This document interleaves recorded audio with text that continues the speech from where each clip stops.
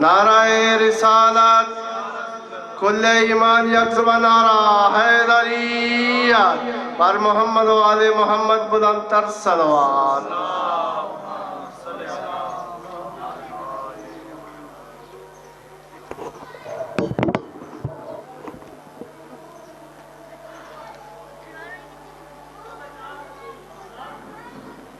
عظمت محمد و آل محمد پہ بآواز بلندتر درود پڑھ لیں. اللہم صلی علی محمد و آل محمد. اعوذ باللہ من الشیطان الرجیم. بسم اللہ الرحمن الرحیم. الحمدللہ رب العالمین والعاقبۃ للمتقین والجنۃ للمتقین والنار للملحدین والصلاة والسلام على اشرف الانبیاء والمرسلین سید الاولین والآخرین خیر المبشرین والمنذرین شفیع المذنبین نبینا ابی القاسم محمد وآلہ الطیبین الطاہرین المعصومین الہداة المہدیین الذین اذہب اللہ عنہم الرجس وطہرہم تطہیرا.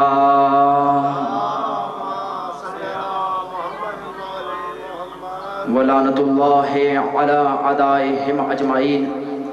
اما بعد فقد قال اللہ تبارک و تعالی فی کتابہ المبین وہو اصدق الصادقین وقولہ الحق.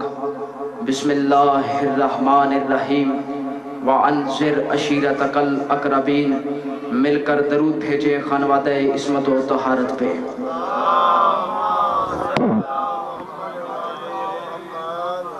دعا ہے کہ پروردگار عالم محمد و آل محمد کے صدقے میں اس جلیل و قدر عبادت کو اول سے لے کر آخر تک تمام پڑھنے والوں کی نوکری کو، تمام حضرات کی حاضری کو اپنی مقدس بارگاہ میں بارگاہ رسالت و ولایت میں قبول و منظور فرمائے. پروردگار عالم جتنے بھی مومنین اور مومنات پریشان حال ہیں تمام کی پریشانیوں، دکھوں، تکالیف کو دور فرما. پروردگار عالم دشمنان اسلام، دشمنان پاکستان، دشمنان مذہب حقہ کو نیست و نابود فرما. پروردگار عالم خداوند عالم تیری مقدس بارگاہ میں یہ دعا ہے کہ تمام علماء حقہ کا سایہ ہمارے سروں پر صحت و سلامتی کے ساتھ صبح قیامت تک قائم و دائم فرما. پروردگار عالم خداوند عالم تیری مقدس بارگاہ میں ہاتھ اٹھا کر یہ دعا کرتے ہیں، یہ التجا کرتے ہیں کہ زمانے کے والی و وارث بقیت اللہ حجت اللہ فی الارض سرکار قائم آل محمد کے اعلان ظہور میں تعجیل فرما. دعاؤں کی قبولیت کا بہترین ذریعہ درود ہے. مل کر درود کی تلاوت فرما لیں.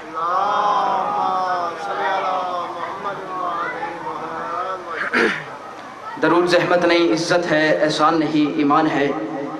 اور اس کے متعلق معصوم کا فرمان ہے. معصوم فرماتے ہیں کہ کوئی دعا اس وقت تک اس اللہ کی بارگاہ میں قبول نہیں کی جاتی جب تک مجھ پر اور میری اولاد پر درود نہ پڑھ لیا جائے.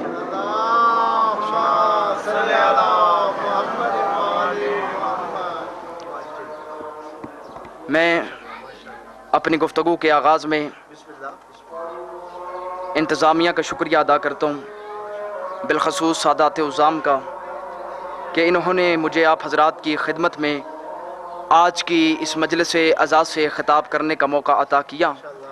خداوند عالم ان کی توفیقات حسنہ میں مزید اضافہ فرمائے اور ان کی اس کاوش و محنت کو اپنی بارگاہ میں بارگاہ رسالت و ولایت میں قبول و منظور فرمائے. درود بھیجے محمد و آل محمد کی ذات پہ. اجازت ہو تو گفتگو کا آغاز کیا جائے. سلامت رہیں، آباد و شاد رہیں. میرے نہایت ہی واجب العزت و احترام سامعین گرامی القدر، میں نے آپ حضرات کی خدمت میں قرآن مجید فرقان حمید کی سورہ شعراء کی آیت نمبر 214 کو بحیثیت طالب علم عنوان مجلس کے طور پر تلاوت کرنے کی سعادت حاصل فرمائی ہے. کہ جس میں خداوند عالم پروردگار عالم اپنے حبیب محمد مصطفیٰ صلی اللہ علیہ وآلہ وسلم سے یہ ارشاد فرما رہا ہے وَأَنذِرْ عَشِيرَتَكَ الْأَقْرَبِينَ، میرے حبیب اپنے قریبی رشتہ داروں کو ڈراؤ۔ آپ لوگ پریشان ہو گئے ہیں سامعین محترم، یہ ڈرانا اس طرح سے ڈرانا نہیں جس طرح سے میں اور آپ سمجھ رہے ہیں۔ مکے کا شہر ہے، ابو طالب کا گھر ہے، اور رحمت للعالمین پیغمبر کی جانب سے 40 مشرکوں کو دعوت طعام ہے، لنگر کی دعوت ہے۔ ہمارے مومنین لنگر کی بات سن کر ذرا بات جلدی سمجھ آتے ہیں، غور ہے یا نہیں ہے، توجہ ہے یا نہیں ہے؟ پوری توجہ چاہتا ہوں، آغاز گفتگو میں پوری توجہ چاہتا ہوں۔ اگر میری بات، اگر میرے کہے ہوئے جملے آپ کو سمجھ آ جائیں تو پھر یوں کر کے سروں کو نہیں ہلانا، زبان سے بولنا ہے، ہاتھوں کو دعا کے لیے اٹھانا ہے، کیونکہ ہماری عبادتوں میں سروں کو ہلایا نہیں جاتا اور ہاتھوں کو باندھا نہیں جاتا۔ ہم سلام پھیرتے ہیں مگر اس کی بارگاہ سے منہ کبھی نہیں پھیرتے، تو لہٰذا گھبرا کر نہیں، پوری توجہ سے سماعت فرمائیں۔ پوری توجہ چاہتے ہوئے جو وقت مجھے ملا ہے اس مختصر سے وقت میں بالکل اسی طرح سے نوکری پیش کرنا چاہتا ہوں جس طرح سے ایک بڑھیا نے اپنا نام جناب یوسف علیہ السلام کے خریداروں میں لکھوایا تھا۔ ارشاد ہوا میرے حبیب اپنے قریبی رشتہ داروں کو ڈراؤ۔ اللہ کے نبی نے ابو طالب علیہ السلام کے گھر میں دسترخوان بچھایا، لیکن افسوس کی بات یہ ہے کہ آج زمانہ اسی ابو طالب کو کافر بھی کہتا ہے، مشرک بھی کہتا ہے، ان کے ایمان پر شک کرتا ہے۔ اور ہے کہ نہیں ہے، توجہ ہے کہ نہیں ہے؟ میں کہوں گا پروردگار مکے کا شہر ہے، اس میں تو تیرا اپنا ذاتی گھر بھی تو موجود ہے، اپنے گھر میں اپنے نبی سے فرما کہ تیرے گھر میں تیری توحید کا جلسہ منعقد کرے اور وہاں پر مشرکوں کو بلائے، تو ہو سکتا ہے کہ کوئی مولوی یہ فتویٰ صادر کر دے کہ جی کعبے میں توحید کا جلسہ نہیں ہو سکتا۔ بھئی کیوں نہیں ہو سکتا؟ اس لیے نہیں ہو سکتا کیونکہ کعبے میں بت پڑے ہوئے تھے، کعبے میں بت پڑے ہوئے تھے، جہاں پر بت ہوتے ہیں وہاں پر توحید کا جلسہ نہیں ہو سکتا۔ تو پھر میں کہوں گا کہ ماننے والی بات ہے کہ رحمان کے گھر میں بت تھے، عمران کے گھر میں بت نہیں تھے۔ توجہ ہے یا نہیں ہے؟ رحمان کے گھر میں بت تھے، کعبے میں بت موجود تھے، لیکن حضرت ابو طالب علیہ السلام کے گھر میں بت نہیں تھے۔ اب اللہ کے نبی نے دعوت کا اہتمام کیا، پہلا دن آیا، مشرک آ گئے کھانا کھانے کے لیے۔ کھانا کھانے کے بعد جیسے ہی پیغمبر تقریر کے لیے کھڑے ہوئے تو مجمع میں سے ابو لہب بھی کھڑا ہو گیا اور مجمع سے کہنے لگا اس کی تقریر نہیں سننی، بس اتنا جملہ کہنا تھا، سارا مجمع اٹھ کر چلا گیا۔ اب اللہ کے نبی پریشان ہوئے، اچانک ابو طالب کی آواز آئی، جس نے جانا ہے بے شک چلا جائے، لیکن یاد رکھے کہ دعوت کل پھر ہے۔ بات سمجھے آپ؟ فرمایا کہ یاد رکھنا کہ دعوت کل پھر ہے۔ دوسرا دن آ گیا، دسترخوان بچھایا گیا، کھانا رکھا گیا، مشرک پھر آ گئے کھانا کھانے کے لیے۔ یہ مشرکوں کا طریقہ ہے، آتے ہیں لنگر کر کے چلے جاتے ہیں، بات سنتے کوئی نہیں۔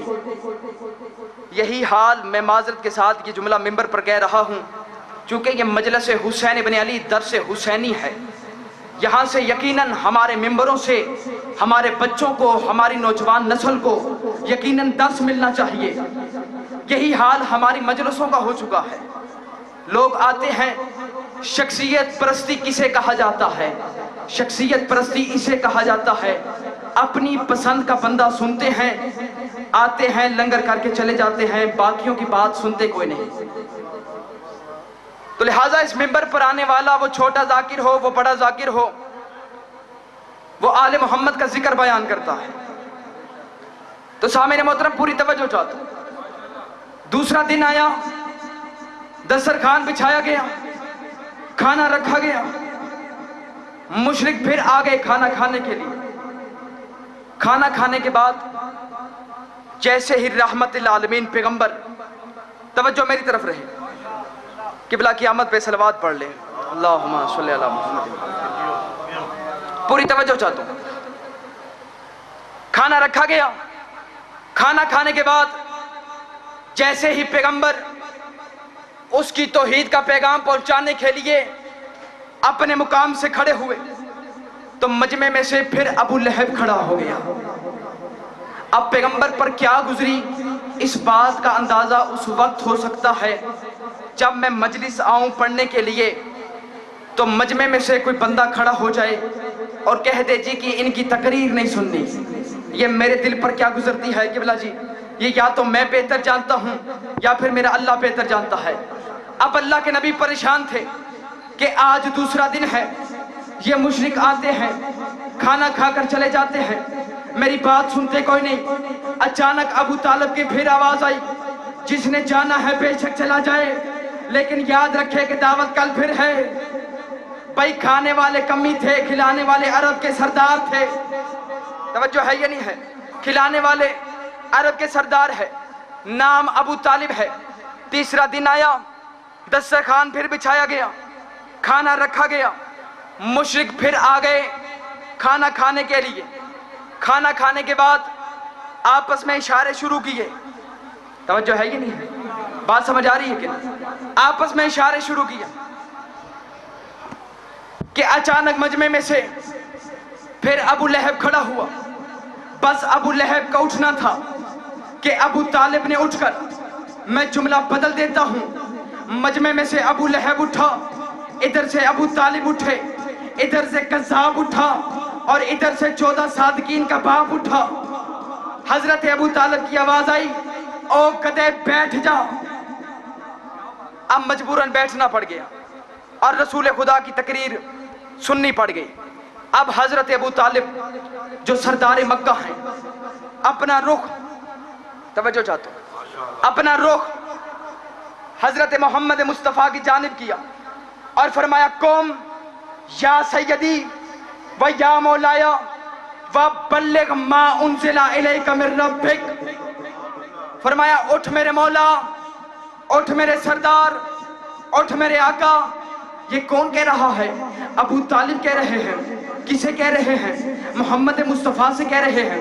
کیا کہہ رہے ہیں؟ اٹھ میرے مولا، اٹھ میرے سردار، اٹھ میرے آقا۔ اللہ کی آواز آ گئی، ابو طالب الجزاء الاحسان الا الاحسان، احسان کا بدلہ احسان ہوتا ہے۔ تو نے 40 مشرکوں میں میرے محمد کو مولا کہا ہے، میں 1.25 لاکھ حاجیوں کے مجمع میں تیرے علی کو مولا بنواؤں گا۔ حیدری سلامت رہیں آباد۔ فرمایا کہ میں تیرے علی کو 1.25 لاکھ حاجیوں کے مجمع میں مولا بنواؤں گا۔ پوری توجہ چاہتا ہوں۔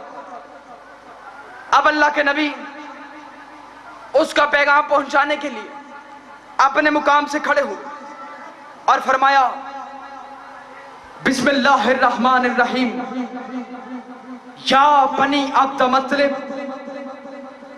قولوا لا الہ الا اللہ تفلحون، انی رسول اللہ علیکم جمیعا الی یوم قیامہ، ایکم یعذری۔ فرمایا، اے عبد المطلب کے بیٹو، لا الہ الا اللہ کہو، اللہ ایک ہے، اس کا کوئی شریک نہیں، اس کا کوئی ثانی نہیں، اس کا کوئی ہمسر نہیں۔ پوری توجہ چاہتا ہوں۔ اور میں تمہاری طرف اس اللہ کا آخری رسول بن کر آیا ہوں۔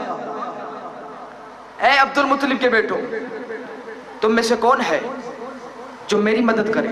توجہ چاہتا ہوں، تم میں سے کون ہے جو میری مدد کرے، میری تائید کرے، میری نصرت کرے؟ سارا مجمع خاموش تھا، جیسے آپ لوگ بیٹھے ہوئے ہیں۔ اچانک ایک آواز آئی، یا رسول اللہ میں آپ کی مدد کروں گا۔ اب پورے مجمع نے اپنی گردنوں کو اٹھا کر دیکھا، وہی کھڑا تھا جسے کھڑا ہونا چاہیے تھا، ابو طالب کا بیٹا علی۔ میرے بادشاہ علی کی آواز ہے، یا رسول اللہ میں آپ کی مدد کروں گا۔ اے اللہ کے نبی میں تیرے دشمنوں کی ہڈیاں توڑ کے رکھ دوں گا۔ فرمایا اللہ کے نبی میں آپ کی مدد کروں گا۔ یہ جملہ کہنے کے بعد اللہ کے نبی کی آواز ہے، یا علی انت ولی و وسی و خلیفتی، تو میرا ولی ہے، تو میرا وسی ہے، تو میرا خلیفہ ہے۔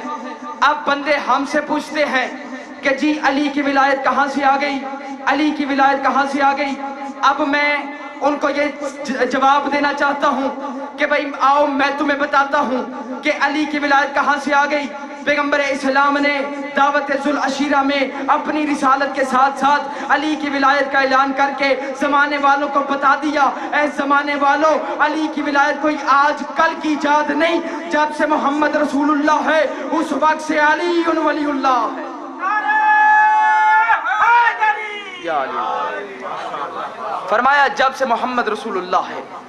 یہ کہاں سے ثابت ہے؟ دعوت ذوالعشیرہ سے ثابت ہے۔ پیغمبر اسلام نے سب سے پہلے اس کی توحید کا پیغام پہنچایا، اس کے بعد اپنی رسالت کا پیغام پہنچایا، اور پھر ساتھ ہی علی کی ولایت کا اعلان فرمایا۔ حسین کی ماں عزاداروں کو سلامت رکھے اور سوائے غم حسین کے دنیا کے کسی غم میں نہ رلائے۔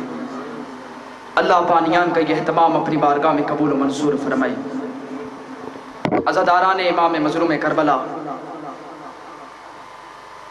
1661 ہجری کو کربلا کی سرزمین پر علی ولی اللہ کے دشمن اکٹھے ہو گئے۔ مسلمانوں نے مولا علی کے جانے کے بعد اپنے بزرگوں کا بدلہ علی کی بیٹیوں سے لیا ہے۔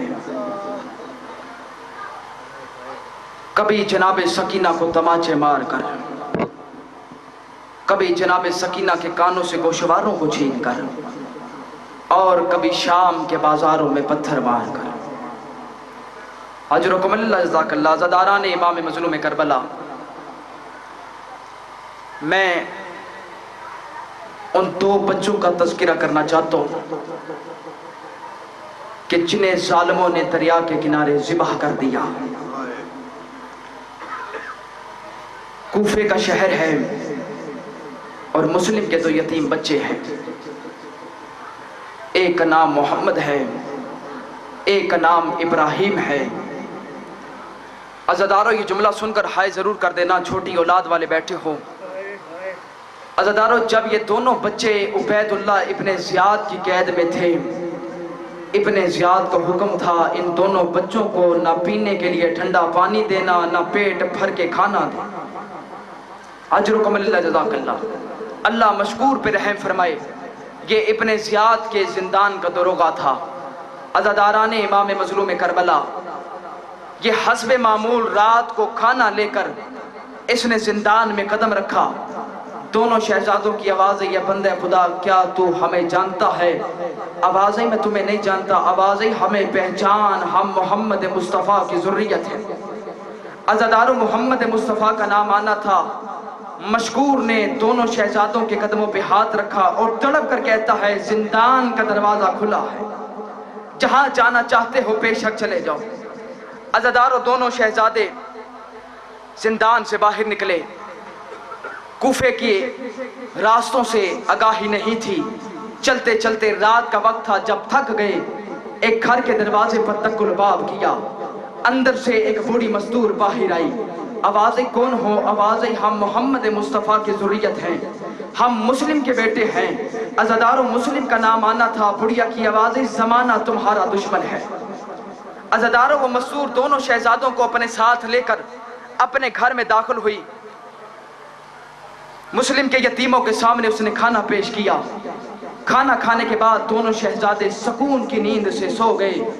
عزاداروں آدھی رات کا وقت ہوا۔ اس بڑھیا کے داماد نے حارث ملعون نے گھر میں قدم رکھا۔ بڑھیا کی آواز آئی، یہ ظالم کہاں سے آ رہا ہے؟ آواز آئی، ابن زیاد کی قید سے 2 قیدی فرار ہو گئے ہیں۔ ابن زیاد نے اعلان کیا ہے جو ایک شہزادے کو پکڑ کر لائے گا اسے 1000 درہم انعام دیا جائے گا، جو دونوں شہزادوں کو گرفتار کر کے لائے گا اسے 2000 درہم انعام دیا جائے گا۔ عزاداروں یہ جملہ کہنے کے بعد بڑھیا کی آواز آئی، وہ قیدی کون ہیں؟ آواز آئی، وہ مسلم کے 2 کم سن بچے ہیں۔ عزاداروں مسلم کے بچوں کا نام آنا تھا۔ بڑھیا کی آواز آئی، اے ظالم تجھے شرم نہیں آتی؟ محمد مصطفیٰ کو کیا جواب دے گا؟ عزاداروں یہ گفتگو ہونے کے بعد گھر میں سناٹا چھا گیا۔ اچانک اس ظالم کے کانوں میں ان دونوں شہزادوں کے سانس لینے کی آواز سنائی دی۔ عزاداروں یہ دونوں شہزادوں کو ڈھونڈتا ڈھونڈتا اس مقام پر آیا جہاں پر مسلم کے یتیم سو رہے تھے۔ اچانک اس نے اپنا ایک ہاتھ چھوٹے شہزادے کے بالوں میں ڈالا اور دوسرا ہاتھ بڑے شہزادے کے بالوں میں ڈالا۔ یہ ظالم گھسیٹتا بھی جاتا تھا اور ساتھ میں تماچے بھی مارتا جاتا تھا۔ اجرکم اللہ جزاک اللہ۔ عزاداروں صبح کا وقت ہوا۔ یہ ظالم دونوں شہزادوں کو لے کر دریا کے کنارے پہنچا۔ اپنی تلوار کو اس ظالم نے بے نقاب کیا۔ دونوں شہزادوں نے تلوار کو دیکھا۔ تلوار کو دیکھنے کے بعد آنکھوں میں آنسو آ گئے۔ چھوٹے چھوٹے ہاتھوں کو جوڑ کر کہنے لگے، اے ظالم حیا کر، ہم محمد مصطفیٰ کی ذریت ہیں، ہمیں قتل نہ کر، آوازیں میں تمہیں قتل کروں گا۔ عزاداروں یہ جملہ کہنا تھا۔ دونوں شہزادوں کی آوازیں، مہربانی کر ہمیں 2 رکعت نماز ادا کرنے دے۔ عزاداروں اس ظالم نے ان بچوں کو اجازت دی۔ دریا کے کنارے مسلم کے بچوں نے عزاداروں تیمم کرنا شروع کیا۔ تیمم کرنے کے بعد 2 رکعت نماز ادا کی۔ نماز ادا کرنے کے بعد اس ظالم نے بڑے شہزادے کے بالوں میں ہاتھ ڈالا، اس شہزادے کی گردن کو قلم کیا، لاشا دریا میں پھینکا۔ چھوٹے شہزادے کے بالوں میں ہاتھ ڈالا، اس کی گردن کو ذبح کیا اور لاشا دریا میں پھینکا۔ عزاداروں یہ دونوں سر لے کر خوشی خوشی ابن زیاد کے دربار میں داخل ہوا۔ ابن زیاد کی آواز، یہ ظالم، ان دونوں شہزادوں کو میں نے پہلے بھی دیکھا تھا، ان کے چہرے 14ویں رات کے چاند کی طرح چمک رہے تھے، تو نے ان کے ساتھ کیسا ظلم کیا ہے؟ آوازیں، میں کل ساری رات ان کے چہروں پر اپنا غصہ اتارتا رہا۔ اللہ لعنت اللہ علیکم۔